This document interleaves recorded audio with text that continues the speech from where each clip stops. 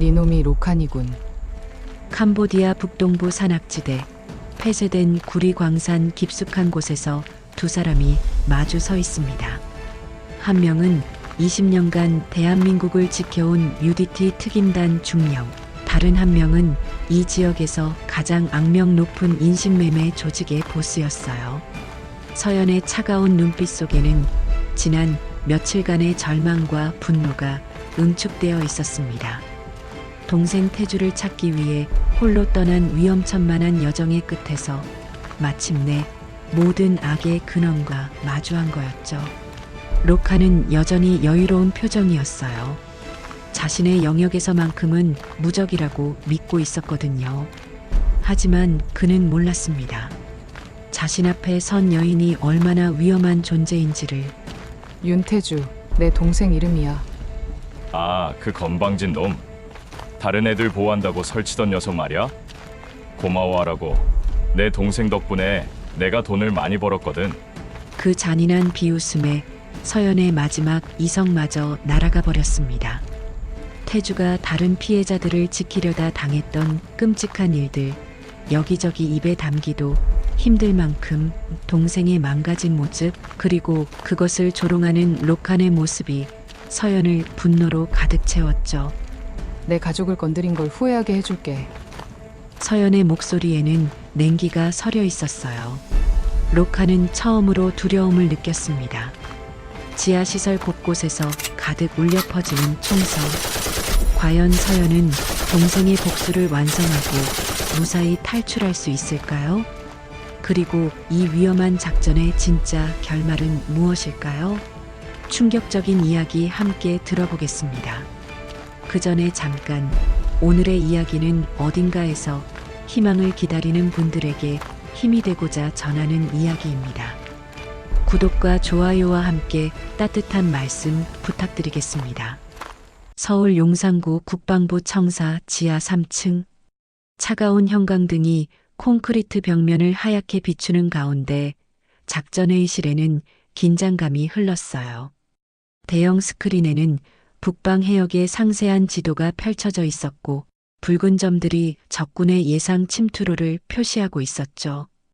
UDT 특임단 중령 윤서연은 회의 테이블 끝자리에 앉아 있었습니다. 짧게 자른 머리카락, 곱게 뻗은 어깨선, 그리고 언제나 침착함을 잃지 않는 날카로운 눈빛. 동료들 사이에서 그녀는 바다의 여왕이라 불렸어요. 거친 파도 속에서도 흔들리지 않는 항해사 같다고 해서 말이죠. 중령님, 다음 주 합동훈련 일정입니다. 참모가 건넨 서류를 검토하던 서연의 손이 잠깐 멈췄어요. 휴대폰이 진동하고 있었거든요. 평소 같으면 회의 중에는 절대 확인하지 않을 터였는데 발신자 표시를 본 순간 그녀의 표정이 미묘하게 변했습니다. 태주, 동생의 이름이었어요. 캄보디아 봉사활동을 떠난 지 벌써 한 달하고도 열흘이 지났죠. 평소 연락을 자주 하지 않는 남매였지만 해외에 있을 때만큼은 달랐습니다. 서연이 늘 걱정하는 마음을 태주도 알고 있었거든요. 잠깐만 실례하겠습니다. 서연은 의자에서 일어나 회의실 밖으로 나갔어요. 복도는 조용했습니다. 발걸음 소리만이 차갑게 울려 퍼졌죠. 여보세요, 태주야? 전화기 너머로 들려온 목소리는 평소와 전혀 달랐어요. 떨리고 있었습니다. 아니, 떨린다는 표현으로는 부족했죠. 공포에 질린 목소리였어요. 누나, 나 지금 캄보디아인데. 이상해. 정말 이상해. 서연의 등에 차가운 기운이 스쳤습니다. 20년간 특수부대에서 단련된 그녀의 직감이 경고음을 울리기 시작했어요. 무슨 일이야? 차근차근 말해봐. 봉사단 사람들이 우리를 계속 다른 곳으로 데려가려고 해. 처음 약속과 다른 곳으로. 그리고 휴대폰도 걷어간다고 하고. 누나, 나 뭔가 잘못된 것 같아. 태주의 목소리 뒤로 무언가 소란스러운 소리가 들렸어요. 누군가 외치는 소리, 차 문이 닫히는 소리.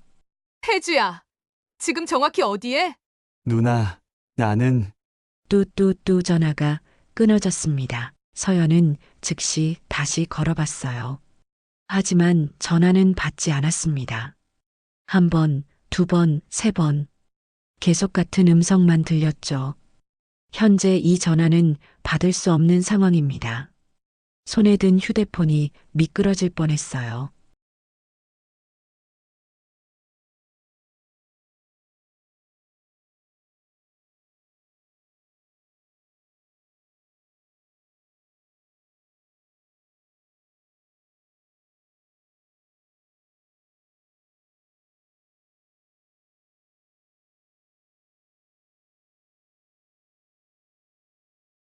빛이 예사롭지 않다는 것을 회의에 마저 진행하겠습니다. 서연은 자리에 앉아 평소와 같이 임무를 수행했어요. 하지만 머릿속으로는 계속 태주의 마지막 말들이 맴돌았습니다. 봉사단 사람들이 이상하다. 다른 곳으로 데려가려고 한다. 휴대폰을 걷어간다. 20년간 현장에서 뛰어온 그녀의 경험이 말하고 있었어요. 이건 단순한 의사소통 문제가 아니라고. 회의가 끝난 뒤 서연은 곧바로 태주의 소셜미디어를 확인해 봤습니다. 평소 거의 매일 올리던 봉사활동 일기가 사흘째 끊어져 있었어요. 마지막 게시물은 현지 아이들과 함께 웃고 있는 태주의 모습이었죠. 사진 속 태주는 환하게 웃고 있었어요. 하지만 어딘지 모르게 어색한 구석이 있었습니다. 평소 자연스럽던 미소가 아니라 억지로 짓고 있는 것 같았거든요. 댓글을 하나하나 읽어보니 마지막에 이런 글이 있었어요. 내일은 새로운 마을로 이동합니다. 통신이 안 될 수도 있으니 걱정하지 마세요.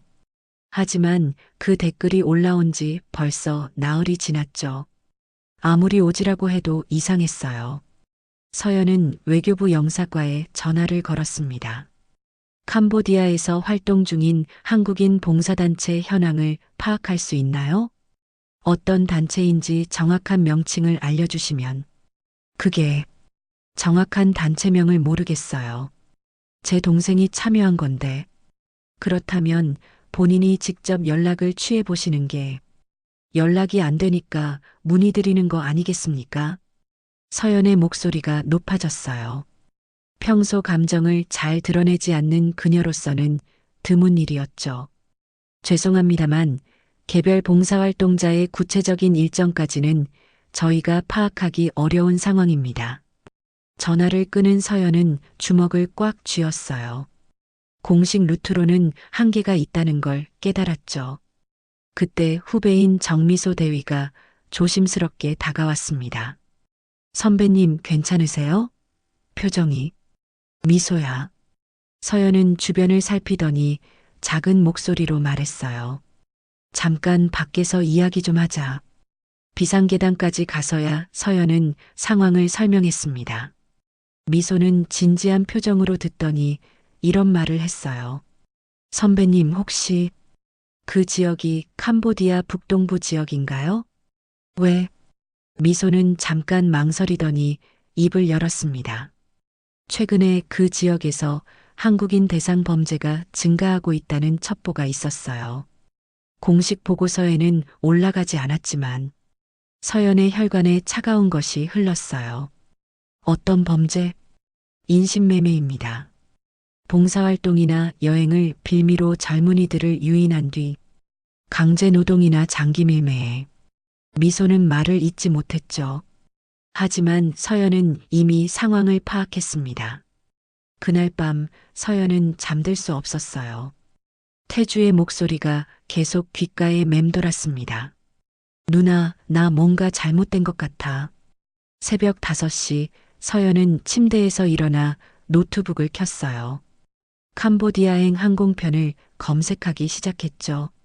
가장 빠른 편은 오늘 오후 2시 출발이었습니다. 공식적인 구조작전 승인을 받으려면 최소 일주일은 걸릴 거였어요. 서류 작업, 상부 보고, 현지 당국과의 협의. 그 모든 과정을 거치는 동안 태주에게 무슨 일이 일어날지 알 수 없었죠. 서연은 마우스를 클릭했습니다. 예약 완료. 다음 날 아침 서연은 부대장실 문을 두드렸어요. 들어오시오. 중령 윤서연입니다. 긴급 휴가를 신청하겠습니다. 부대장은 고개를 들었어요. 20년간 한 번도 개인사로 휴가를 낸 적이 없는 서연이었기에 의외였죠. 무슨 일인가? 가족사로 인한 개인적인 일정이 생겼습니다. 언제까지인가? 미정입니다. 부대장은 잠깐 서연을 바라보더니 승인 도장을 찍어줬어요. 더 이상 묻지 않았죠. 그녀의 표정에서 범상치 않은 기운을 느꼈기 때문입니다. 공항으로 향하는 택시 안에서 서연은 창밖을 바라봤어요. 평범한 서울의 일상이 흘러가고 있었습니다.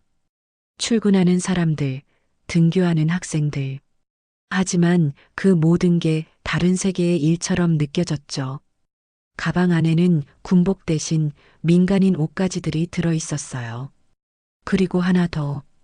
20년간 그녀와 함께한 전술 장비들이. 태주야, 누나가 간다. 조금만 버텨.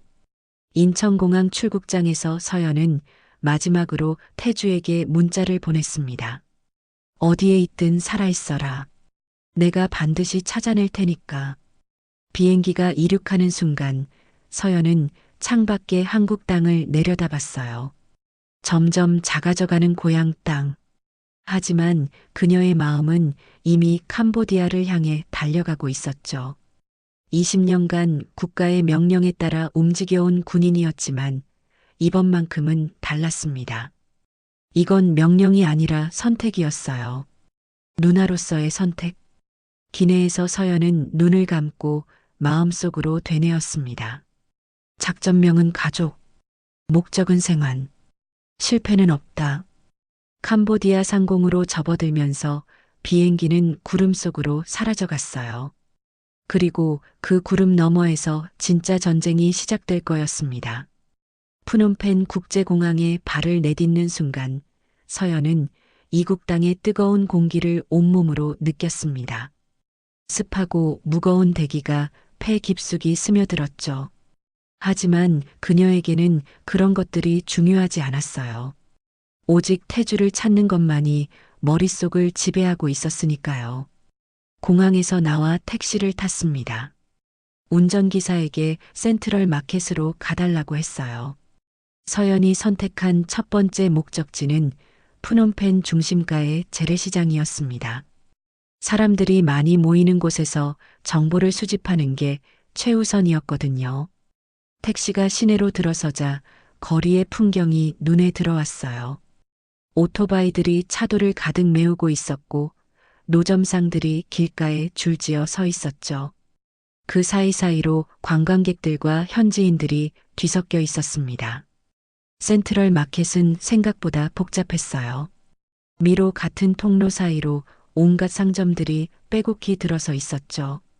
향신료 냄새와 생선 비린내, 그리고 사람들의 목소리가 뒤섞여 있었습니다. 서연은 가방에서 태주의 사진을 꺼냈어요. 봉사단 출발 전에 찍은 사진이었죠.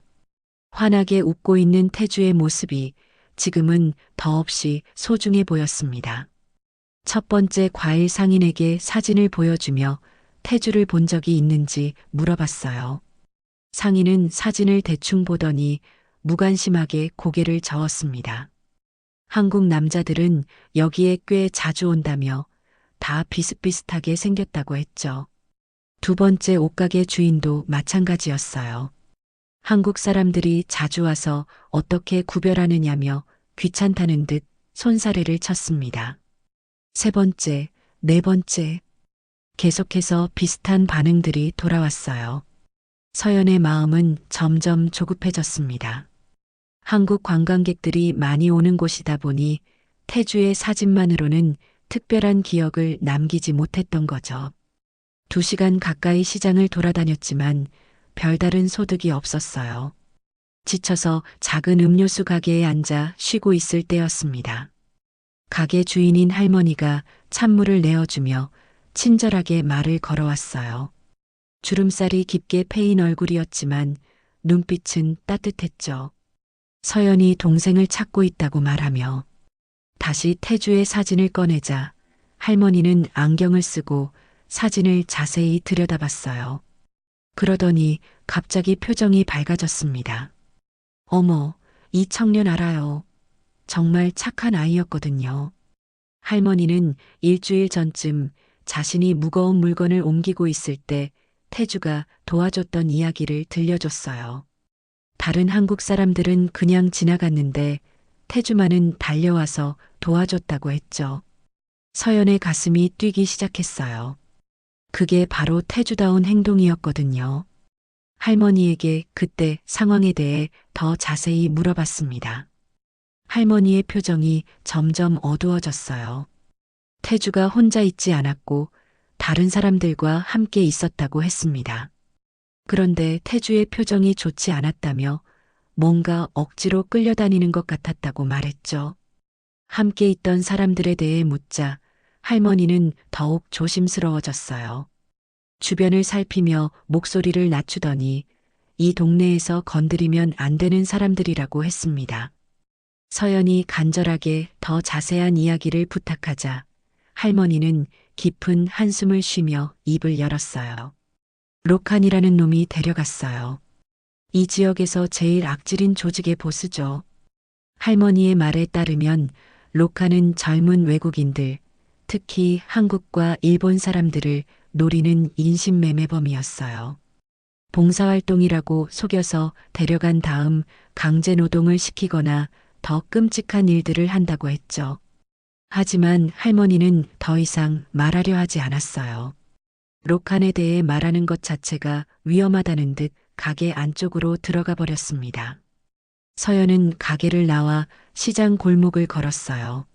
로칸이라는 이름이 머릿속에서 맴돌았습니다. 할머니의 반응을 보니 이 지역에서는 누구나 두려워하는 인물인 것 같았죠. 오후가 되어서야 서연은 시장을 벗어났어요. 더 이상 시장에서는 정보를 얻기 어려울 것 같았거든요. 사람들이 로칸에 대해 말하는 것 자체를 꺼려했으니까요. 푸놈펜 시내의 작은 게스트하우스에 방을 잡고 나서 서연은 하루를 정리했어요. 태주가 일주일 전 이곳을 지났다는 것, 그리고 로칸이라는 인물에게 끌려갔다는 것. 그것만으로도 큰 수확이었죠. 하지만 로칸에 대한 구체적인 정보는 여전히 부족했어요. 어디에 있는지, 어떤 조직을 운영하는지, 그리고 태주를 어디로 데려갔는지 알 수 없었습니다.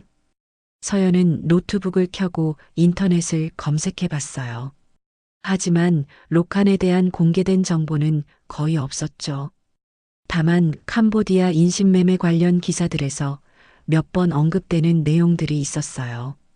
동남아시아 최대 규모의 인신매매 조직이라는 표현과 외국인 관광객 대상 범죄가 증가하고 있다는 내용, 그리고 캄보디아 당국도 손을 못 쓰는 거대 조직이라는 설명들이었죠. 기사들을 읽을수록 서연의 마음은 무거워졌어요. 태주가 얼마나 위험한 상황에 있는지 실감이 났거든요. 그날 밤 서연은 한국에 있는 미소에게 전화를 걸었어요. 태주의 행적을 일부 찾았고 로칸이라는 인물이 데려간 것 같다고 보고했습니다. 미소는 로칸이라는 이름이 비공식 첩보에 몇 번 나온 적이 있다고 했어요. 하지만 구체적인 정보는 없다며 정말 위험할 것 같다고 걱정했죠. 서연은 공식 루트로는 시간이 너무 오래 걸린다며 그 사이에 태주한테 무슨 일이 일어날지 모른다고 대답했어요. 그리고 혹시 자신에게 무슨 일이 생기면 이틀 후 외교부의 상황을 알려달라고 부탁했습니다. 부모님께는 아직 말하지 마. 괜히 걱정만 끼치니까. 전화를 끊고 나서 서연은 창밖을 바라봤습니다. 푸놈펜의 밤거리에는 여전히 많은 사람들이 오가고 있었어요. 평범한 일상이 흘러가고 있었지만 그 어딘가에서는 태주가 도움을 기다리고 있을 거였죠. 서연은 가방에서 지도를 꺼내 펼쳤어요. 내일부터는 본격적인 수색에 나서야 했습니다. 로칸의 거점을 찾아야 했고 태주의 정확한 위치를 파악해야 했죠. 20년간 특수부대에서 쌓은 경험이 필요한 때였어요. 하지만 이번에는 국가의 명령이 아니라 가족을 위한 개인적인 전쟁이었죠. 서연은 지도 위에 펜으로 표시를 하며 내일의 계획을 세웠어요. 록한이라는 이름 하나만으로도 충분했습니다. 이제 그를 찾아 나서면 되니까요. 밤이 깊어갈수록 서연의 결심은 더욱 단단해졌어요. 내일부터 진짜 추적이 시작될 거였습니다. 태주를 구하기 위한 위험한 여정이 본격적으로 시작되는 거였죠.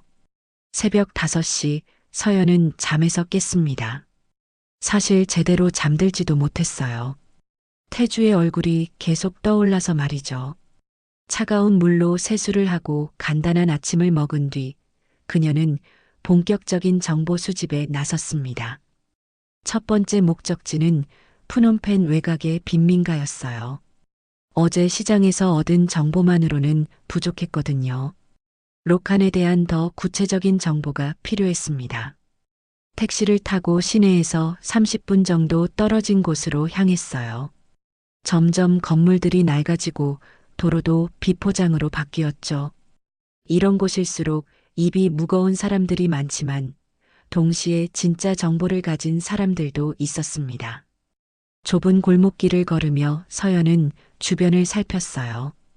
빨래가 주렁주렁 걸린 낡은 건물들, 길가에 앉아 있는 노인들, 그리고 호기심 어린 눈으로 자신을 바라보는 아이들. 이곳은 관광객들이 오지 않는 진짜 현지인들만의 공간이었죠. 작은 카페에 들어가 차를 주문했어요. 주인은 중년 남성이었는데 서연을 보더니 의외라는 표정을 지었습니다. 이런 곳에 동양인 여성이 혼자 오는 일은 드물었거든요. 서연은 조심스럽게 대화를 시작했어요. 날씨 이야기부터 시작해서 점차 이 지역에 대한 이야기로 화제를 돌렸죠. 주인은 처음엔 경계하는 듯 했지만 서연이 진심으로 걱정하는 모습을 보더니 조금씩 마음을 열기 시작했습니다. 실은 제 동생을 찾고 있어요. 서연이 태주의 사진을 보여주자 주인의 표정이 굳어졌어요. 그리고는 주변을 살피더니 목소리를 낮췄습니다.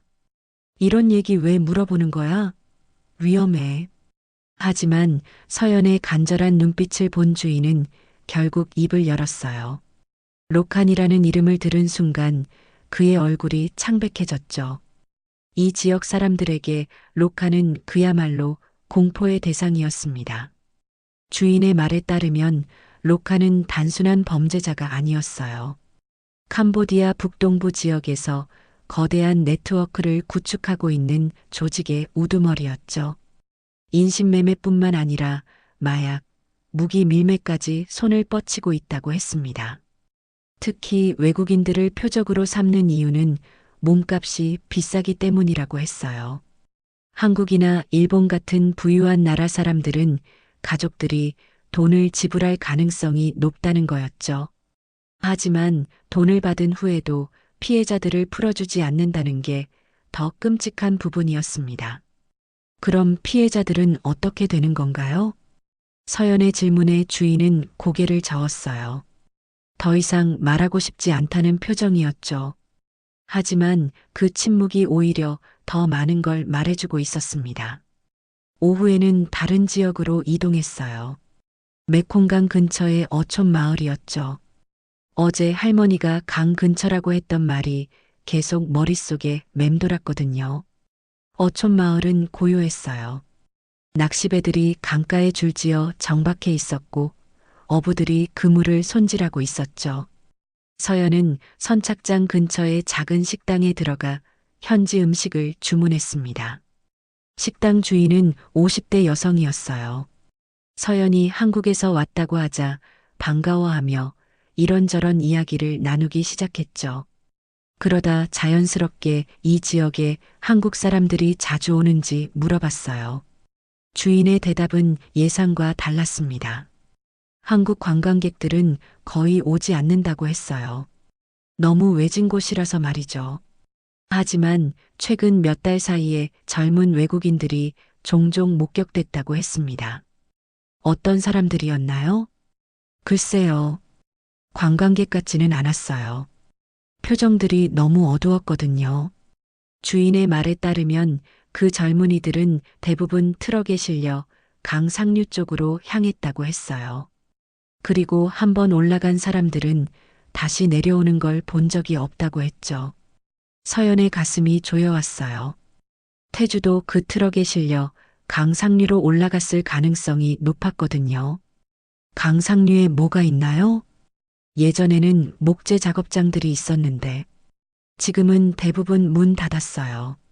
하지만 최근에 새로운 시설들이 들어서고 있다는 소문이 있어요. 주인은 그 시설들이 정확히 뭔지는 모른다고 했어요.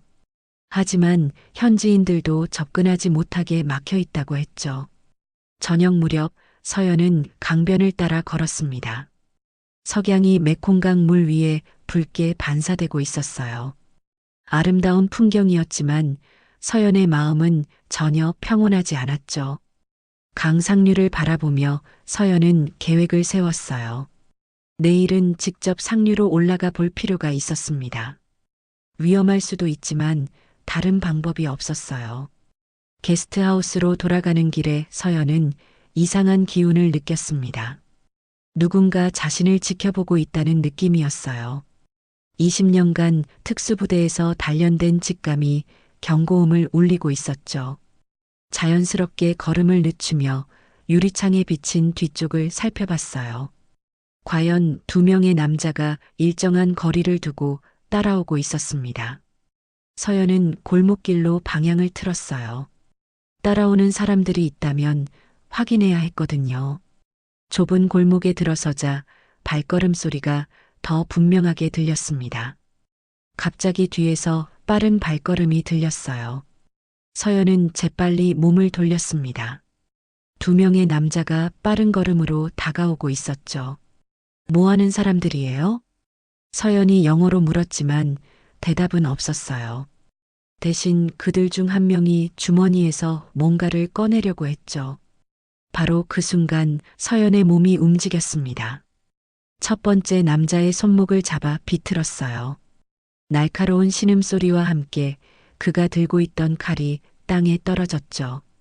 두 번째 남자가 달려들었지만 서연의 발차기에 복부를 맞고 그 자리에 쓰러졌습니다. 첫 번째 남자가 도망가려 했지만 서연이 더 빨랐어요. 그의 목덜미를 잡고 벽에 밀어붙였죠. 누가 보냈어? 남자는 두려움에 떨며 대답을 거부했어요. 하지만 서연이 압박을 가하자 결국 입을 열었습니다. 록한의 부하들이었고 서연의 존재가 이미 조직에 알려졌다는 사실을 확인할 수 있었죠. 남자들을 놓아준 후 서연은 급히 게스트하우스로 돌아갔어요. 상황이 예상보다 빨리 악화되고 있었습니다. 자신의 존재가 발각된 이상 시간이 많지 않았죠. 방에 들어가자마자 서연은 짐을 챙겼어요. 이곳에 더 머물러서는 안 됐습니다. 록한의 조직이 움직이기 전에 먼저 행동해야 했어요. 한국에 있는 미소에게 급히 연락했습니다. 미소야, 상황이 변했어. 내 위치가 발각됐어. 미소는 놀라며 즉시 철수하라고 했어요. 하지만 서연의 결심은 이미 굳어져 있었습니다. 태주의 위치를 어느 정도 파악했어. 메콩강 상류 지역에 있을 가능성이 높아. 서연은 내일 새벽 강 상류로 향할 계획이라고 말했어요. 미소는 혼자서는 너무 위험하다며 만류했지만 서연의 마음은 변하지 않았죠. 더 이상 기다릴 수 없어. 록한이 내 존재를 알았으니 태주에게도 위험이 갈 수 있어. 전화를 끊고 서연은 창밖을 바라봤어요. 푸놈펜의 밤은 여전히 평온해 보였지만 어딘가에서는 위험한 게임이 시작되고 있었습니다. 가방을 메고 게스트하우스를 나선 서연의 발걸음은 단호했어요. 이제 진짜 전쟁이 시작되는 거였습니다. 태주를 구하기 위한 마지막 승부가 말이죠. 강변으로 향하는 서연의 뒷모습이 어둠 속으로 사라져갔어요. 내일이면 모든 게 결정될 거였습니다. 새벽 4시 서연은 메콩강변에 서 있었습니다. 어둠이 서서히 걷히고 있었지만 강물은 여전히 검은색이었어요. 어젯밤 게스트하우스를 급히 떠난 그녀는 강변의 작은 모텔에서 밤을 보냈죠. 강 상류로 가는 방법을 알아보던 중 새벽 5시에 출발하는 화물선이 있다는 정보를 얻었어요. 목재를 운반하는 배였는데 선장이 돈을 받고 승객을 태워주기도 한다고 했습니다. 선착장에는 이미 몇 척의 배가 출발 준비를 하고 있었어요. 서연은 그중 가장 큰 배의 선장에게 다가갔습니다. 50대 중반으로 보이는 남자였는데 날씨에 그을린 얼굴에 수염이 덥수룩했어요. 영어와 몸짓을 섞어가며 상류까지 태워달라고 부탁했죠. 선장은 처음엔 머뭇거렸지만 서연이 내민 돈을 보고는 고개를 끄덕였습니다. 배는 천천히 강을 거슬러 올라가기 시작했어요. 양쪽 강변으로는 울창한 정글이 펼쳐져 있었죠. 문명과 점점 멀어지는 느낌이었습니다. 2시간 정도 지나자 강폭이 좁아지기 시작했어요. 그리고 저 멀리 연기가 피어오르는 것이 보였습니다. 선장이 서연을 보며 손짓했어요. 저기가 내가 찾는 곳이야. 서연은 망원경을 꺼내 그쪽을 자세히 살펴봤어요.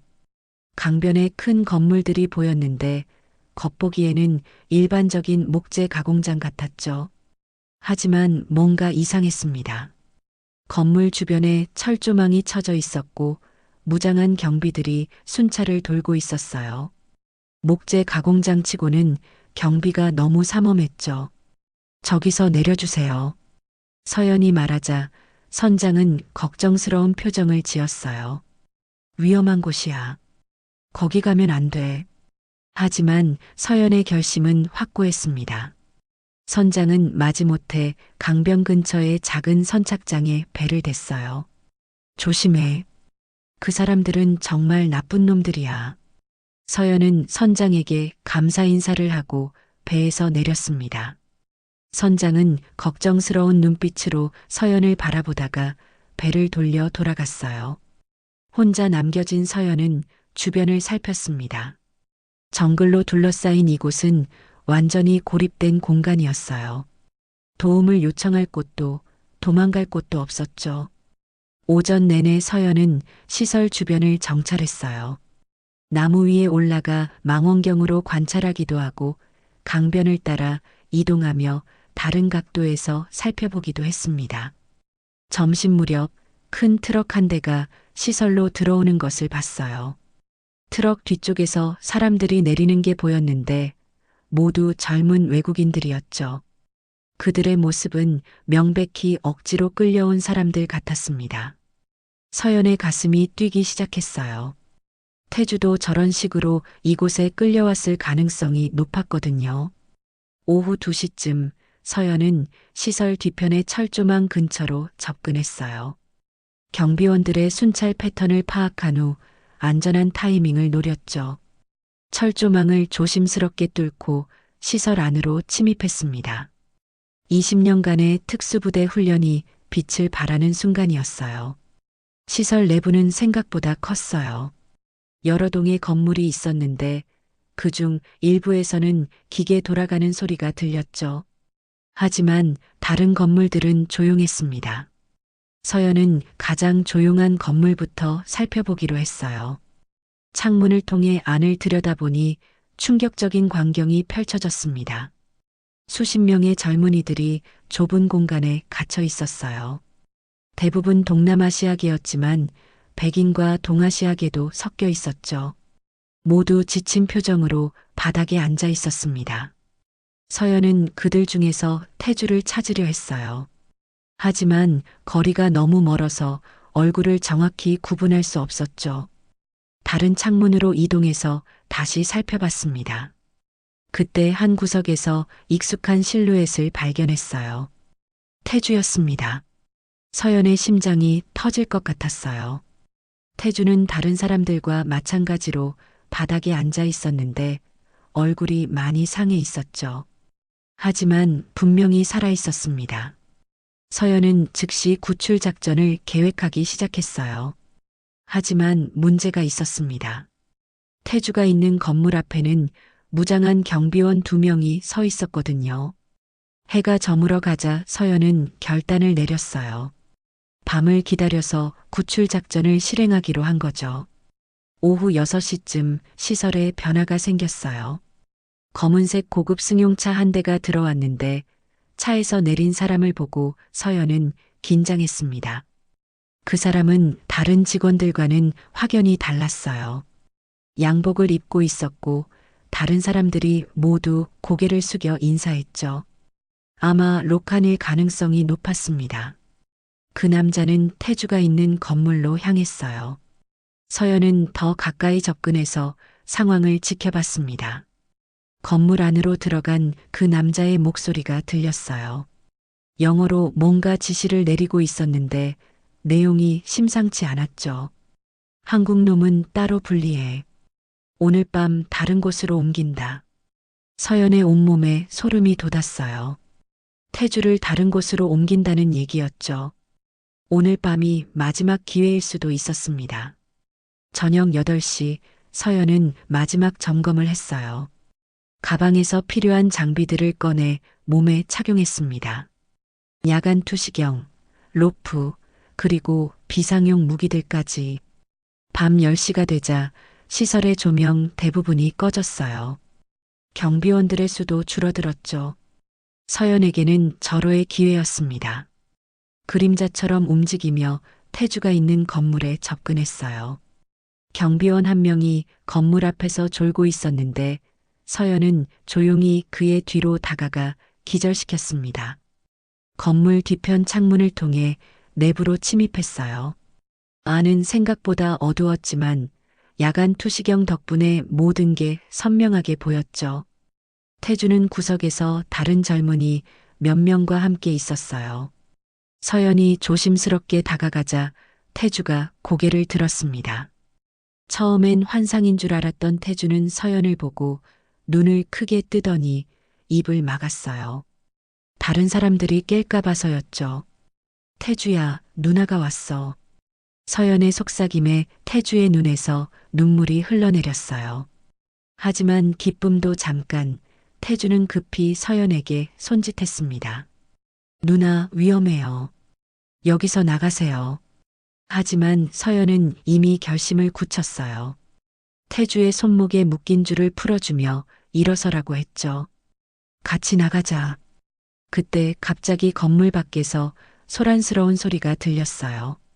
누군가 경비원이 쓰러진 걸 발견한 모양이었죠. 탈출자다. 모든 출입구를 막아라.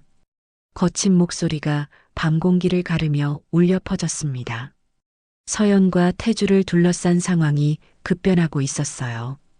이제 정말 위험한 순간이 다가오고 있었습니다. 경보음이 시설 전체에 울려 퍼졌습니다. 서연은 재빨리 상황을 판단했어요. 정면 돌파는 불가능했죠. 너무 많은 경비원들이 몰려오고 있었거든요. 태주야, 내 뒤로 와. 서연은 태주의 손을 잡고 건물 뒤쪽으로 향했어요. 다행히 뒷문이 있었는데 아직 경비원들이 도착하지 않은 상태였죠. 태주는 일주일 동안의 감금 생활로 많이 쇠약해져 있었어요. 얼굴은 굶주림으로 뺨이 푹 꺼져 있었고 입술은 갈라져 있었죠. 옷은 더러워져서 냄새가 날 정도였고 손목과 발목에는 쇠사슬에 묶여있던 자국이 선명했습니다. 그뿐만 아니라 다른 피해자들의 모습도 참혹했어요. 어떤 이는 눈이 퉁퉁 부어 있었고 또 다른 이는 팔에 상처 자국이 가득했죠. 모두들 희망을 잃은 듯한 공허한 눈빛을 하고 있었습니다. 그들 중 몇 명은 정신적 충격으로 계속 중얼거리고 있었어요. 한 젊은 여성은 구석에서 무릎을 안고 웅크린 채 미동도 하지 않았고 나이 어린 남자는 벽을 향해 의미 없는 말을 계속 중얼거리고 있었죠. 밖으로 나가자마자 서연은 주변을 살폈습니다. 손전등 불빛들이 사방에서 움직이고 있었어요. 포위망이 점점 좁혀지고 있었죠. 이쪽으로 서연은 태주를 이끌고 정글 쪽으로 뛰기 시작했어요. 하지만 태주는 제대로 뛸 수 없었습니다. 일주일간의 굶주림과 구타로 체력이 바닥난 상태였거든요. 누나, 못 뛰겠어. 태주의 목소리는 가늘게 떨리고 있었어요. 서연은 태주의 팔을 자신의 어깨에 걸치고 거의 끌다시피 했죠. 나뭇가지들이 얼굴을 스쳤지만 멈출 수 없었습니다. 뒤에서 추격하는 소리가 점점 가까워지고 있었거든요. 개들의 짖는 소리와 함께 남자들의 거친 고함 소리가 정글을 가르며 울려 퍼졌어요. 10분 정도 이동했을까요? 서연은 큰 나무 뒤에 숨어 숨을 고르며 태주의 상태를 점검했어요. 태주는 숨을 헐떡이며 쓰러질 것 같았지만 포기하지 않으려 애쓰고 있었죠. 괜찮아? 태주는 억지로 고개를 끄덕였어요. 하지만 그의 얼굴에는 여전히 공포가 남아 있었습니다. 누나, 정말 미안해. 내가 너무 순진했어. 서연은 태주의 어깨를 다독였어요. 지금은 그런 얘기할 때가 아니야. 일단 여기서 벗어나는 게 중요해. 하지만 문제가 있었어요. 이곳은 완전히 고립된 정글이었고 서연도 정확한 길을 모르고 있었거든요. 그때 멀리서 개 짖는 소리가 들렸어요. 록한의 조직이 추적견까지 동원한 모양이었죠. 짖는 소리가 점점 가까워지고 있었습니다. 빨리 강으로 가야 해. 서연은 기억을 더듬어 강이 있던 방향을 떠올렸어요. 물에 들어가면 개들이 냄새를 추적하기 어려워질 거였습니다. 어둠 속에서 방향 감각을 잃기 쉬웠지만 서연은 별자리를 보며 대략적인 방향을 잡았어요.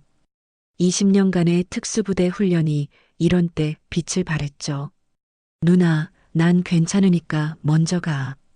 태주가 헐떡거리며 말했지만 서연은 단호하게 고개를 저었어요. 말도 안 돼. 우리는 함께 나가는 거야. 30분을 더 걸어서야 강물 소리가 들렸어요.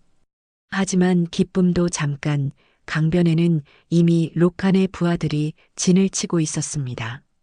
서연은 태주와 함께 숨어서 상황을 지켜봤어요. 보트 두 척이 강에 떠 있었고 무장한 남자들이 강변을 수색하고 있었죠. 그들은 손전등으로 강변의 모든 수풀을 샅샅이 뒤지고 있었습니다. 다른 길을 찾아야겠어. 하지만 그때 뒤에서 발걸음 소리가 들렸어요. 추격대가 이쪽으로 오고 있었습니다. 개들의 짖는 소리도 더욱 가까워졌죠. 서연은 순간적으로 판단했어요. 강으로 뛰어드는 수밖에 없었죠. 태주야, 내 손 놓지 마. 알겠어, 누나. 두 사람은 손을 잡고 강물 속으로 뛰어들었어요. 차가운 물이 온몸을 감쌌습니다. 강물은 생각보다 훨씬 차가웠고 태주는 급작스러운 추위에 몸을 움츠렸죠. 물살이 생각보다 세었어요. 메콩강의 밤 물살은 예측하기 어려웠습니다. 서연은 태주를 놓치지 않으려고 필사적으로 잡고 있었죠. 태주는 지친 몸으로 물에서 버티기 힘들어했습니다. 누나, 힘들어.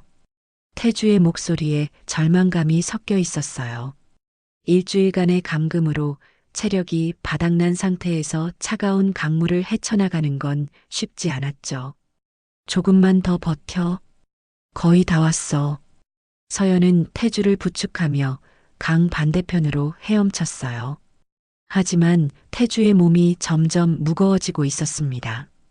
의식을 잃을 것 같은 상태였어요. 뒤에서는 록한의 부하들이 강물에 손전등을 비추며 찾고 있었죠. 그들의 고함 소리가 강물 위로 메아리 쳤습니다. 저기다. 강에 뛰어들었어. 보트 엔진 소리가 들리기 시작했어요. 추격이 본격적으로 시작된 거였죠. 서연은 더욱 필사적으로 헤엄쳤습니다. 태주는 거의 의식을 잃어가고 있었지만 서연이 부축해주는 걸 느끼고 마지막 힘을 짜냈어요. 다행히 강 건너편에는 숲이 우거져 있어서 숨기 좋았어요. 두 사람은 물에서 나와 나무 뒤에 숨었습니다. 온몸이 젖어서 추위에 떨렸지만 다른 선택은 없었죠. 잠깐 여기서 쉬자. 태주는 지쳐서 땅에 주저앉았어요. 온몸이 떨리고 있었죠. 체온이 급속히 떨어지고 있는 게 느껴졌습니다. 누나, 고마워. 정말 고마워. 태주의 눈에서 눈물이 흘러내렸어요. 일주일간의 공포와 절망, 그리고 누나에 대한 미안함이 복받쳐 오르는 거였죠. 서연도 울먹였어요. 태주를 이렇게 상처 입은 모습으로 만나게 될 줄은 몰랐거든요. 동생의 마른 몸을 안으며 서연은 자신을 자책했습니다. 괜찮아. 이제 안전해. 하지만 아직 완전히 안전한 건 아니었어요. 강 건너편에서는 여전히 손전등 불빛들이 움직이고 있었고 록한의 조직은 포기하지 않을 거였죠. 서연은 젖은 옷을 벗어 태주를 감싸주었어요. 체온 유지가 급선무였습니다. 태주는 서연의 품에 안겨 조금씩 안정을 찾아갔죠. 태주야, 걸을 수 있어? 해볼게. 태주는 비틀거리며 일어났어요. 다리에 힘이 없어서 서연에게 의지해야 했지만 포기하지 않겠다는 의지는 확고했죠. 두 사람은 어둠 속에서 조심스럽게 이동하기 시작했어요. 강변에서 멀어질수록 안전해질 거였습니다. 하지만 정글 속에서 길을 잃을 위험도 있었죠. 서연은 별자리를 보며 방향을 잡았어요. 북극성을 기준으로 남쪽으로 가면 마을이 나올 거였습니다. 태주는 힘들어했지만 계속 따라왔어요. 새벽이 되어서야 두 사람은 작은 마을의 불빛을 볼 수 있었어요. 하지만 여전히 위험했습니다. 록한의 영향력이 어디까지 미치는지 알 수 없었거든요. 서연은 마을 외곽의 작은 교회를 발견했어요. 십자가가 세워진 소박한 건물이었죠. 신부님이 나와서 두 사람을 맞아주었는데 태주의 상태를 보고 깜짝 놀랐습니다. 이 아이가 어떻게 된 거예요? 서연은 간단히 상황을 설명했어요. 인신매매 조직에서 탈출했다고 하자 신부님은 흔쾌히 도움을 주겠다고 했습니다. 일단 쉬세요. 제가 당국에 연락해 드릴게요. 하지만 서연은 아직 안심할 수 없었어요. 록한의 조직이 언제 추격해 올지 모르는 상황이었거든요. 교회 안쪽의 작은 방에서 태주는 침대에 누워서야 안도의 한숨을 쉬었어요. 일주일 만에 제대로 된 침대에 눕는 거였죠. 누나 덕분에 살았어. 정말로. 태주의 목소리에는 감사함과 동시에 깊은 피로가 묻어 있었어요. 서연은 태주의 손을 잡았어요. 형제의 손은 여전히 차가웠지만 체온이 조금씩 돌아오고 있었습니다. 이제 정말 끝난 걸까? 서연은 속으로 생각했어요. 태주를 구출하는 데는 성공했지만 록한과 그의 조직은 여전히 활동하고 있었죠. 다른 피해자들은 어떻게 될까요? 창밖으로는 새벽이 밝아오고 있었어요. 하지만 아직 모든 게 끝나지 않았다는 불안감이 서연의 마음을 무겁게 만들고 있었습니다. 진짜 싸움은 이제 시작일지도 모르니까요. 교회에서 하룻밤을 보낸 서연과 태주는 새벽 6시에 깨어났습니다. 신부님이 준비해준 따뜻한 죽을 먹으며 태주는 조금씩 기력을 회복하고 있었어요. 하지만 서연의 마음속에는 여전히 해결되지 않은 감정들이 소용돌이치고 있었습니다. 창밖으로 스며드는 아침 햇살이 태주의 상처투성이 얼굴을 비췄어요.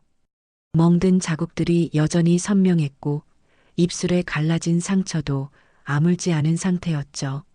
서연은 그 모습을 보며 가슴 깊은 곳에서 무언가가 끓어오르는 걸 느꼈습니다. 누나, 우리 이제 한국 가는 거지? 태주의 질문에 서연은 잠시 망설였어요. 사실 그녀의 마음속에는 복잡한 감정이 들끓고 있었거든요. 태주를 구출하는 것만으로는 끝나지 않을 것 같았습니다.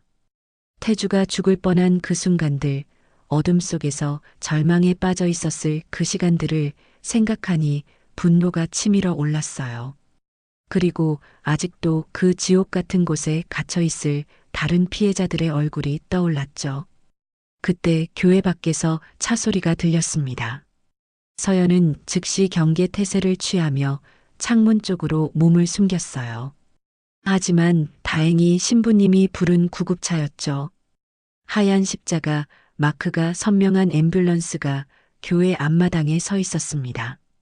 의료진이 태주를 검진한 결과는 예상보다 심각했어요. 심한 탈수 증상과 영양실조는 물론이고 갈비뼈에 금이 간 흔적까지 발견됐죠. 일주일 동안 태주가 얼마나 끔찍한 일들을 당했는지 짐작할 수 있었습니다. 구급차에서 링거를 맞으며 푸놈펜으로 향하는 동안 태주는 서서히 지난 일주일간의 악몽을 털어놓기 시작했어요. 처음에는 정말 봉사활동인 줄 알았다고 했습니다. 현지 가이드들이 친절했고 일정도 그럴듯했거든요. 하지만 둘째 날부터 이상한 일들이 벌어지기 시작했어요.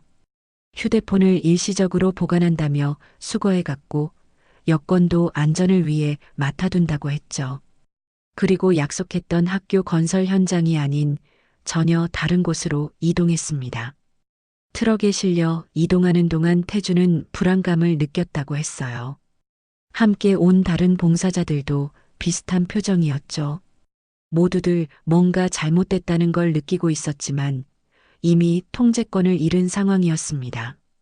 도착한 곳은 완전히 외진 곳이었어요. 주변에는 정글만 있었고 건물들은 모두 철조망으로 둘러싸여 있었죠. 그제야 태주는 자신들이 속았다는 걸 깨달았습니다. 첫날 밤 태주는 탈출을 시도했어요.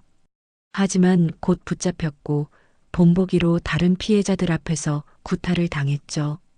그때부터 태주는 다른 피해자들을 보호하려 노력했습니다. 나이 어린 아이들이 맞을 때마다 대신 나서곤 했어요. 병원에 도착해서 정식 검진을 받는 동안 서연은 한국 대사관에 연락을 취했습니다. 영사는 서연의 신분을 확인한 후 즉시 긴급 회의를 소집했어요. 하지만 서연은 공식 절차의 한계를 잘 알고 있었습니다.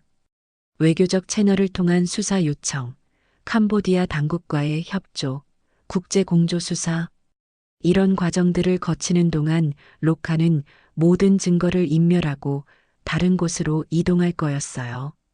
그리고 피해자들은 더욱 깊은 곳으로 숨겨지거나 아예 사라질 수도 있었죠. 오후에 태주의 상태가 안정되자 서연은 중요한 결정을 내렸습니다. 병실 창가에 서서 메콩강을 바라보며 그녀는 마음속 깊은 곳에서 올라오는 목소리에 귀를 기울였어요.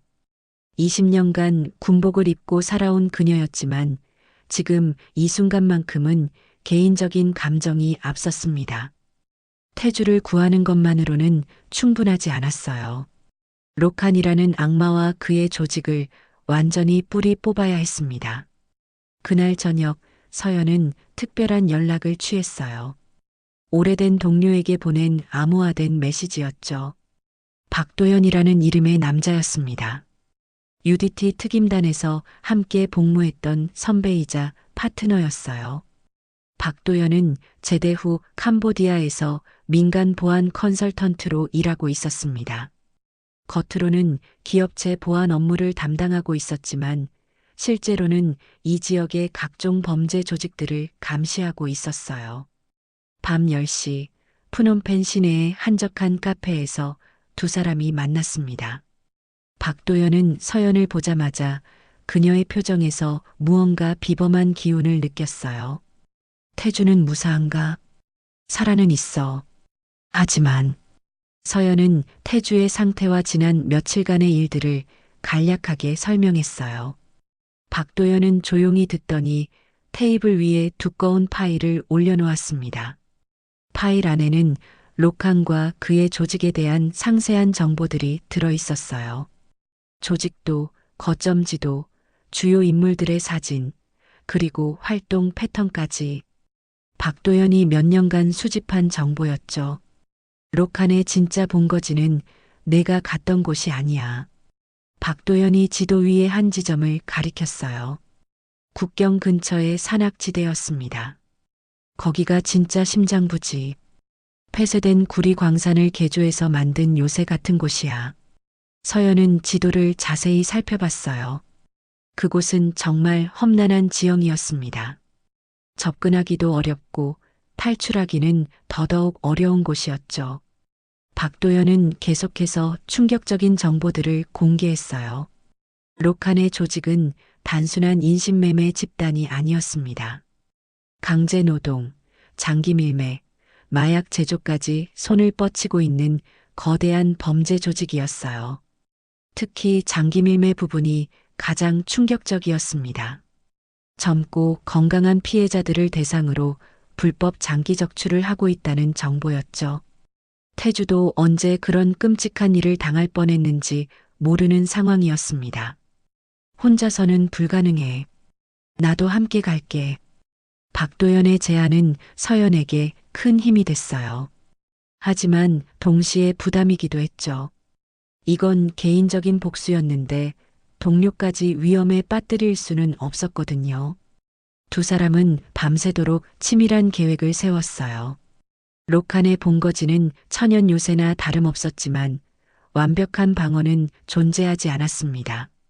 오랜 특수부대 경험을 가진 두 사람이라면 충분히 침투할 수 있을 거였어요. 새벽이 되어서야 계획이 완성됐습니다. 이틀 후, 록한이 중요한 거래를 위해 본거지를 비울 예정이라는 정보를 박도연이 입수했거든요. 그때가 최적의 타이밍이었습니다. 다음 날 오전 서연은 태주를 병문안했어요. 하룻밤 사이에 태주의 얼굴색이 많이 좋아져 있었습니다. 링거 주사와 충분한 휴식 덕분이었죠. 누나 표정이 어제와 달라. 뭔가 결정한 거지? 태주는 누나의 미묘한 변화를 놓치지 않았어요. 서연의 눈빛에는 어제까지 없던 결연함이 서려 있었습니다. 서연은 태주에게 자신의 계획을 털어놓지 않았어요. 대신 안심시키려 노력했죠. 하지만 태주는 이미 눈치를 챈 것 같았습니다. 점심 무렵 서연은 박도연과 함께 무기와 장비를 준비했어요. 공식적인 지원은 받을 수 없는 상황이었지만 박도연이 개인적으로 확보한 전술 장비들이 있었습니다. 야간 투시경, 무선 통신기, 로프, 그리고 최소한의 무기들까지 모든 것이 실전용이었어요. 이번 작전은 장난이 아니었습니다. 저녁 무렵 두 사람은 마지막 점검을 했어요. 록한의 본거지 지형도를 머릿속에 완전히 입력시키고 비상 탈출 경로도 여러 개 확보해뒀죠. 내일 밤이면 모든 게 끝날 거야. 서연의 말에 박도연이 고개를 끄덕였어요. 두 사람 모두 각오를 단단히 하고 있었습니다. 그날 밤 서연은 태주에게 마지막 인사를 하러 병원에 갔어요. 태주는 잠들어 있었지만 서연의 발걸음 소리에 눈을 뜨더니 미소를 지었습니다. 두 사람은 말없이 서로를 바라봤어요. 남매 사이의 깊은 유대감이 느껴지는 순간이었죠. 서연은 태주의 이마에 가볍게 키스를 해주고 조용히 병실을 나왔습니다. 자정이 넘어서 서연과 박도연은 어둠 속으로 사라져갔어요. 록한의 본거지로 향하는 험난한 여정이 시작된 거였습니다. 이번에는 정말 모든 것을 걸고 가는 마지막 작전이었어요. 산속 도로를 달리는 지프차 안에서 서연은 창밖을 바라봤습니다. 저 어둠 너머에서 최후의 결전이 기다리고 있었어요. 정의와 악의 마지막 대결이 말이죠. 캄보디아 북동부 산악지대 새벽 3시 서연과 박도연은 목표 지점에서 2km 떨어진 곳에 차를 세웠습니다. 이제부터는 도보로 이동해야 했어요. 엔진 소리 하나도 들려서는 안 되는 구간이었거든요. 두 사람은 검은색 전술복으로 갈아입고 필요한 장비들을 몸에 착용했어요. 야간 투시경, 무선 통신기, 로프, 그리고 비상용 무기들까지 모든 움직임이 숙련된 특수부대원의 그것이었죠. 산길은 험했습니다. 가파른 비탈과 울창한 정글이 번갈아 나타났어요. 하지만 두 사람에게는 익숙한 환경이었죠. 수많은 야간 작전을 경험한 그들이었으니까요. 1시간을 걸어서 도착한 곳은 절벽 위의 관측 지점이었어요. 아래로 내려다보니 록한의 본거지가 한눈에 들어왔습니다. 폐쇄된 구리 광산을 개조한 거대한 시설이었어요. 박도연이 망원경으로 상황을 점검했습니다. 정보대로 록한의 차량 대부분이 사라져 있었어요. 중요한 거래를 위해 이동한 모양이었죠. 하지만 여전히 경비원들이 순찰을 돌고 있었습니다. 경비원 수는 평소의 절반 정도야. 하지만 방심은 금물이지. 서연은 고개를 끄덕이며 침투 경로를 최종 점검했어요. 시설 뒤편의 환풍구를 통해 들어가는 게 가장 안전해 보였습니다. 새벽 4시 두 사람은 행동을 개시했어요. 절벽을 따라 로프로 하강하는 것부터 시작이었죠. 100m가 넘는 수직 절벽이었지만 두 사람에게는 일상적인 훈련 과정이었습니다. 조용히 착지한 후 서연은 주변을 살폈어요. 경비원의 순찰 패턴은 박도연의 정보와 정확히 일치했습니다. 10분마다 한 바퀴씩 돌고 있었어요. 환풍구에 도달하기까지는 개활지를 가로질러야 했습니다. 서연이 먼저 움직였어요. 그림자에서 그림자로 이동하며 한치의 실수도 없이 전진했죠. 환풍구 앞에 도착한 서연은 박도연에게 신호를 보냈습니다. 박도연도 조용히 따라왔어요. 두 사람의 호흡은 완벽하게 맞아떨어졌습니다. 환풍구 덮개를 조심스럽게 열고 내부로 침투했어요. 좁은 통로를 기어가는 것은 쉽지 않았지만 이것도 훈련받은 대로였죠. 10분 후 두 사람은 시설 내부에 도착했습니다.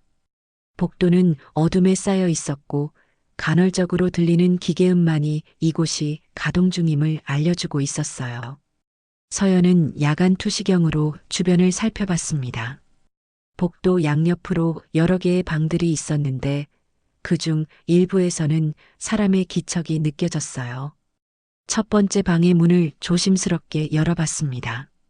안에는 10여 명의 젊은이들이 바닥에 누워 있었어요. 모두 잠들어 있었지만 손목과 발목에는 수갑이 채워져 있었죠. 서연의 가슴이 무거워졌어요. 태주도 며칠 전까지 이런 곳에 갇혀 있었을 거라고 생각하니 분노가 치밀어 올랐습니다. 두 번째, 세 번째 방도 마찬가지였어요. 수십 명의 피해자들이 비인간적인 환경에서 감금되어 있었습니다. 대부분 동남아시아계였지만 한국인으로 보이는 얼굴들도 몇 명 보였어요. 박도연이 무선으로 속삭였습니다. 서연아, 시간이 없어. 록한이 언제 돌아올지 몰라. 서연도 그 사실을 알고 있었어요. 하지만 이 모든 피해자들을 그냥 두고 갈 수는 없었습니다. 일단 주요 시설부터 파괴하자. 그 다음에 피해자들을 구출하고 두 사람은 더 깊숙한 곳으로 이동했어요. 복도 끝에는 철문으로 막힌 구역이 있었는데 그곳에서 이상한 냄새가 났습니다. 철문을 열고 들어간 순간 두 사람은 충격을 받았어요. 그곳은 불법 의료시설이었습니다. 수술대와 각종 의료 장비들이 놓여 있었고 벽에는 인체 해부도가 붙어 있었어요. 이 악마들. 서연의 주먹이 떨렸습니다. 이곳에서 얼마나 많은 사람들이 희생되었을지 상상하기도 끔찍했어요. 박도연이 컴퓨터를 확인했습니다. 화면에는 피해자들의 신상 정보와 함께 끔찍한 내용들이 기록되어 있었어요. 장기 적출 계획, 거래처 목록, 그리고 수익 현황까지. 이 자료들을 복사해야 해. 증거로 써야지. 서연은 고개를 끄덕이며 USB를 컴퓨터에 꽂았어요.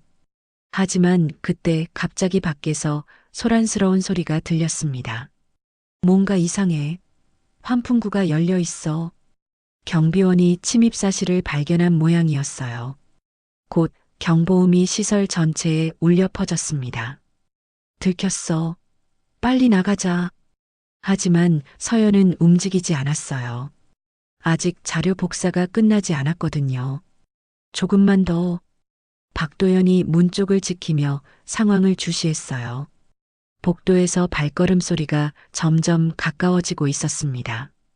마침내 복사가 완료됐어요. 서연은 USB를 빼내며 컴퓨터에 바이러스를 심었습니다. 모든 데이터를 파괴하기 위해서였어요.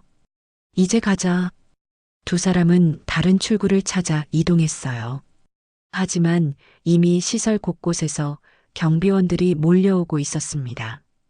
복도 모퉁이에서 경비원 2명과 마주쳤어요.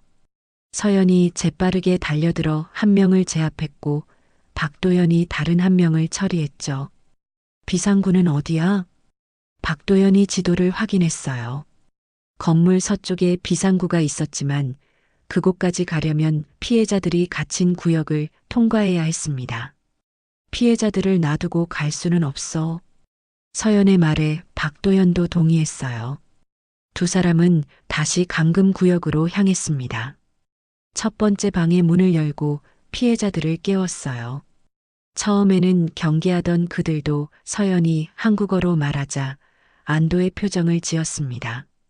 우리가 구하러 왔어요. 조용히 따라오세요.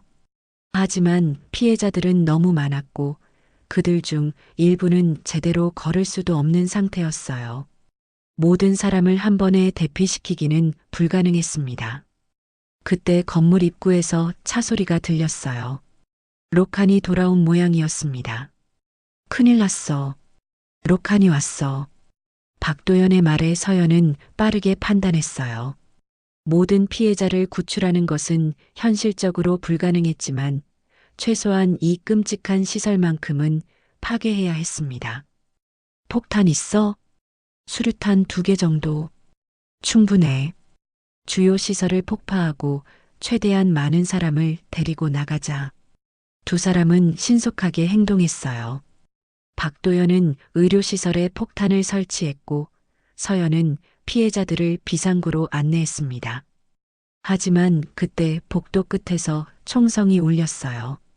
로칸의 부하들이 몰려오고 있었습니다. 가라.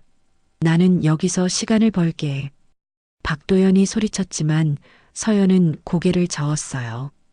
같이 가는 거야. 혼자 남을 생각은 하지 마. 두 사람은 등을 맞대고 마지막 저항을 시작했어요. 20년간 함께 훈련한 완벽한 팀워크가 발휘되는 순간이었습니다. 총성이 복도에 메아리쳤고 화약 냄새가 공기를 가득 메웠어요. 진짜 전쟁이 시작된 거였습니다. 총성이 복도에 메아리치는 가운데 서연과 박도연은 등을 맞대고 마지막 저항을 펼치고 있었습니다. 앞에서는 로칸의 무장한 부하들이 몰려오고 있었고 뒤에서는 구출된 피해자들이 비상구를 향해 필사적으로 도망치고 있었어요. 폭탄 타이머는? 서연이 총을 쏘며 박도연에게 물었어요. 3분. 시간이 얼마 남지 않았어요. 폭발이 일어나기 전에 이곳에서 벗어나야 했죠. 그때 복도 끝에서 익숙한 목소리가 들렸습니다. 40대 중반으로 보이는 남자가 나타났는데 눈빛이 잔혹하기 그지없었어요. 손에는 대형 권총을 들고 있었습니다. 바로 로칸이었죠. 한국년들아, 내 집에서 뭐 하는 거야? 서연은 로칸을 보는 순간 태주가 당했을 고통들이 머릿속에 스쳐 지나갔어요. 일주일간 이 악마의 소나기에서 얼마나 끔찍한 일들을 당했을지 생각하니 분노가 끓어올랐습니다. 로칸은 여유로운 표정으로 서연을 바라봤어요. 자신의 영역에서는 무적이라고 생각하고 있었거든요. 하지만 서연의 차가운 눈빛을 보고는 뭔가 다름을 느꼈을 거예요. 내 놈이 로칸이구나. 서연의 목소리는 차가웠어요. 20년간 군인으로 살아온 그녀였지만 이런 개인적인 적개심을 느낀 건 처음이었죠. 그래, 나야. 그런데 너희는 누구냐? 한국 정부에서 보낸 거야? 로카는 여유로운 표정이었어요. 자신의 영역에서는 무적이라고 생각하고 있었거든요. 정부, 웃기는 소리 하지 마. 이건 개인적인 일이야. 서연이 한 발 앞으로 나섰어요. 박도연이 만류했지만 그녀의 마음은 이미 정해져 있었습니다. 개인적인 일이라고? 그럼 누구 때문에 여기 온 거지? 윤태주, 내 동생 이름이야. 록한의 표정이 잠깐 변했어요. 뭔가를 떠올리는 듯 했죠. 아, 그 건방진 놈? 다른 애들 보호한다고 설치던 녀석 말이야? 서연의 주먹이 떨렸어요. 태주가 끝까지 다른 피해자들을 지키려 했다는 사실이 그녀의 가슴을 뜨겁게 만들었습니다. 그래, 바로 그 놈이야. 고마워하라고. 내 동생 덕분에 내가 돈을 많이 벌었거든. 록한의 비웃음에 서연은 더 이상 참을 수 없었어요. 총을 버리고 맨손으로 달려들었습니다. 두 사람의 격투가 시작됐어요. 록한도 만만치 않은 실력자였지만 분노로 가득 찬 서연의 상대가 되지는 못했죠. 20년간 단련된 그녀의 격투 기술이 폭발했습니다. 서연의 주먹이 록한의 얼굴을 강타했어요. 코에서 피가 흘러내렸지만 록한은 포기하지 않았습니다. 칼을 뽑아들고 서연을 향해 휘둘렀어요. 하지만 서연이 더 빨랐습니다. 록한의 손목을 잡아 비틀자 칼이 땅에 떨어졌어요. 그리고 강력한 발차기로 록한을 벽에 밀어붙였습니다. 내 가족을 건드린 걸 후회하게 해줄게. 서연의 목소리에는 냉기가 서려 있었어요. 록한은 처음으로 두려움을 느꼈습니다. 그때 폭탄 타이머가 1분을 알렸어요. 박도연이 급히 서연을 불렀습니다. 서연아, 빨리. 하지만 서연은 록한을 놓아줄 생각이 없었어요. 이 악마를 그냥 두고 갈 수는 없었거든요. 같이 죽자. 서연이 록한의 목을 조르며 말했어요. 하지만 그때 박도연이 달려와 서연을 붙잡았습니다. 안 돼. 태주가 기다리고 있어. 박도연의 말에 서연은 정신을 차렸어요. 그래, 태주가 있었죠. 복수보다 중요한 건 살아서 동생 곁으로 돌아가는 것이었습니다. 서연은 록한을 바닥에 내동댕이 치고 박도현과 함께 비상구로 달렸어요. 뒤에서 록한의 저주 섞인 외침이 들렸지만 돌아보지 않았습니다. 30초 후 거대한 폭발음이 산속을 가득 메웠어요. 의료시설이 완전히 파괴됐고 불법 장기 적출의 모든 증거가 사라졌죠. 서연과 박도연은 구출된 피해자들과 함께 안전한 곳으로 대피했어요. 총 23명을 구출했습니다.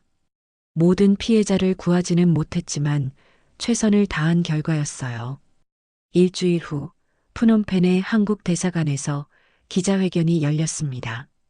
서연이 수집한 증거 자료를 바탕으로 캄보디아 당국이 대대적인 수사에 착수했어요. 록한의 조직은 완전히 와해됐고 관련자들이 모두 체포됐습니다. 록한 자신도 폭발 사고로 중상을 입고 병원에서 치료를 받다가 체포됐어요. 그는 결국 종신형을 선고받았죠. 하지만 서연에게는 다른 시련이 기다리고 있었습니다. 비공식 작전을 수행했다는 이유로 군 검찰 조사를 받게 된 거예요. 중령 윤서연 상관의 허가 없이 개인적인 작전을 수행한 것은 명백한 규율 위반입니다.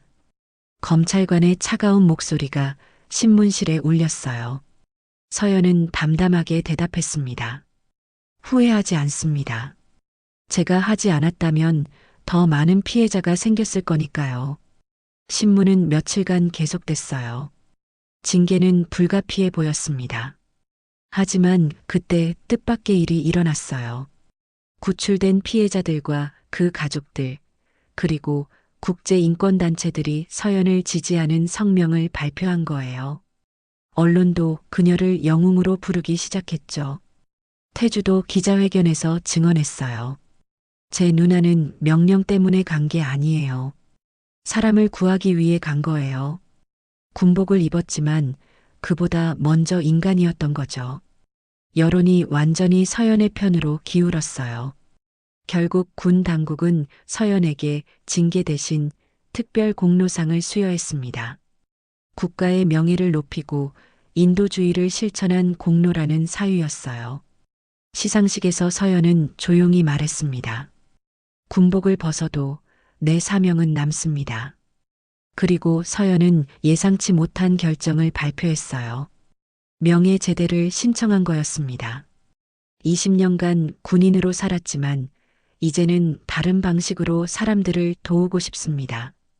몇 달 후 캄보디아 외곽의 작은 마을에 새로운 학교가 세워졌어요. 윤태주 희망학교라는 이름이었습니다. 학교 현판식에는 서연과 태주 그리고 구출된 피해자들이 모두 참석했어요. 태주는 이제 완전히 건강을 회복했고 다시 웃을 수 있게 됐죠. 교실 벽에는 서연이 직접 쓴 문구가 걸려 있었어요. 정의는 거창하지 않다. 가장 약한 이를 지키는 그 마음이다. 서연은 제대 후 이곳에서 교관으로 일하기로 했어요. 인신매매 피해자들의 재활을 돕고 현지 청소년들에게 자립기술을 가르치는 일이었죠. 개교식 그날 밤 아이들이 작은 공연을 준비했어요. 서툰 한국어로 부르는 노래였지만 그 마음만큼은 진실했죠. 고마워요, 누나. 우리를 지켜주셔서. 아이들의 순수한 목소리에 서연의 눈가가 촉촉해졌어요. 태주도 옆에서 누나의 어깨를 다독이며 말했습니다. 누나, 정말 자랑스러워. 그날 밤 서연은 별이 쏟아지는 캄보디아의 하늘을 바라봤어요. 20년간 국가를 위해 살았지만 이제는 사람을 위해 살고 싶었습니다. 멀리서 라디오가 흘러나왔어요. 한국의 한 방송국에서 서연의 이야기를 다루고 있었죠. 국가는 명령으로 움직이지만 가족은 사랑으로 움직입니다. 그 사랑이 한 사람을 넘어 세상을 바꿨습니다. 때로는 규칙보다 중요한 것이 있다는 걸 우리에게 보여준 한 여군의 이야기였습니다. 서연은 미소를 지으며 라디오를 껐어요. 새로운 시작이었습니다. 군복 대신 평범한 옷을 입고 명령 대신 마음을 따라 살아가는 인생 말이에요. 교실에서는 아직도 아이들의 웃음소리가 들려왔습니다. 그 소리가 서연에게는 그 어떤 승리보다 값진 것이었어요. 정의란 거창한 게 아니라 바로 이런 작은 행복을 지키는 일이라는 걸 깨달았으니까요. 달빛이 희망학교 간판을 은은하게 비추고 있었어요. 서연은 그 빛을 바라보며 생각했습니다. 진정한 영웅은 화려한 무공을 세우는 사람이 아니라 조용히 누군가의 희망이 되어주는 사람이라고 말이에요. 그로부터 1년 후 윤태주 희망학교는 캄보디아 북동부 지역의 상징적인 장소가 되어 있었습니다. 처음 23명으로 시작된 작은 학교는 이제 100여 명의 학생들이 다니는 큰 교육기관으로 성장했어요. 서연은 매일 아침 6시에 일어나 학교 운동장을 둘러보는 것으로 하루를 시작했습니다. 아이들이 뛰어노는 모습을 보면 마음이 평온해졌어요. 한때 절망에 빠져 있던 이곳에 이렇게 생명력 넘치는 웃음소리가 가득하다는 게 기적 같았죠. 태주는 한국에서 대학을 졸업한 후 국제개발협력 분야로 진로를 정했어요. 그리고 매년 방학 때마다 캄보디아를 찾아와 누나와 함께 봉사활동을 했습니다. 그 끔찍한 경험이 오히려 그를 더 강하고 따뜻한 사람으로 만들어준 거였어요.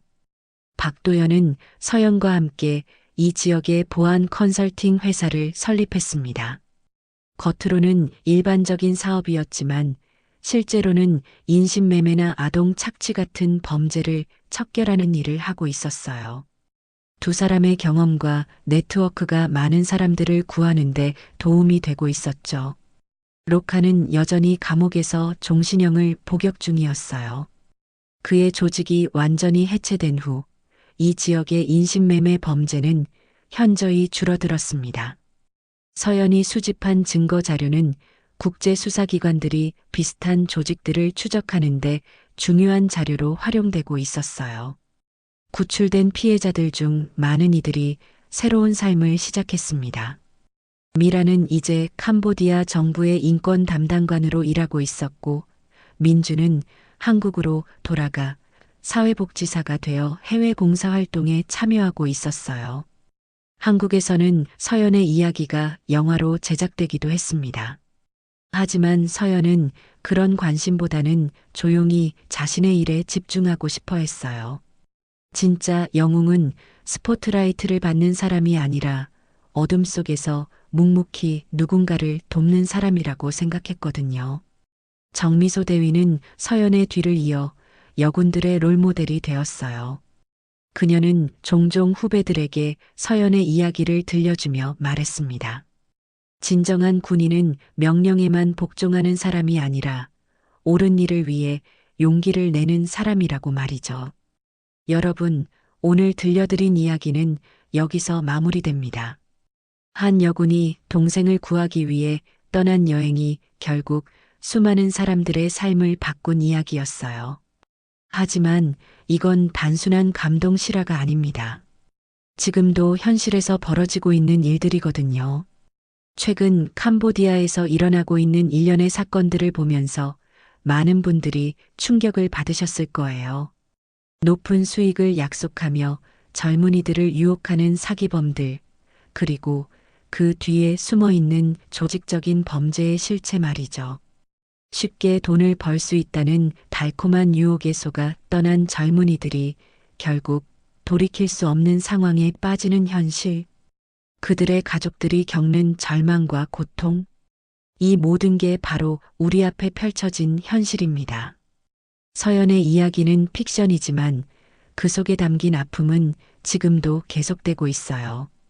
지금도 어딘가에서 누군가의 자녀가, 누군가의 형제가 도움을 기다리고 있을지 모릅니다.